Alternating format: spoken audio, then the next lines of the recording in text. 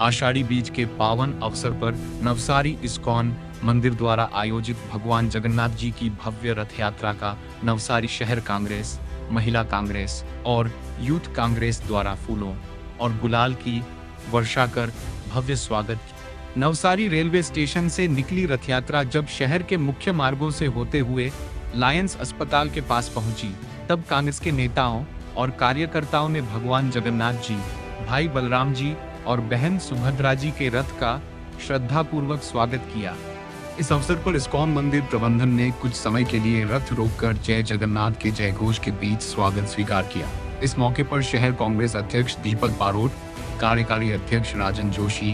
AD Patel, Dharmesh माली, DP Rathore सहित कांग्रेस के नेता, महिला कांग्रेस के पदाधिकारी तथा बड़ी संख्या में महिला और युवा कार्यकर्ता उपस्थित रहे। सभी ने भगवान जगन्नाथ जी से शहर, राज्य और देश की सुख समृद्धि तथा अच्छे स्वास्थ्य की प्रार्थना की। आज समग्र भारत में समग्र विश्व में ज्યાં જ્યાં हिंदुओं रहे છે ત્યાં ભગવાન જગન્નાથજીની રથયાત્રાનો ઉત્સવ ઉજવાય છે। અષાઢી બીજ એટલે સમગ્ર ભારત અને જ્યાં જ્યાં હિન્દુની વસ્તી છે તે તમામ દેશોમાં ભગવાન જગન્નાથમય વાતાવરણ છે। આજે ભગવાન જગન્નાથ બેન સુભદ્રા અને ભાઈ બલભદ્ર સાથે તમામ નગરોની અંદર નગરચર્યા કરવા નીકળે છે, ત્યારે આપણે ભગવાન જગન્નાથને એવી પ્રાર્થના કરીએ કે નવસારી સહિત સમગ્ર ભારતને અને સમગ્ર વિશ્વને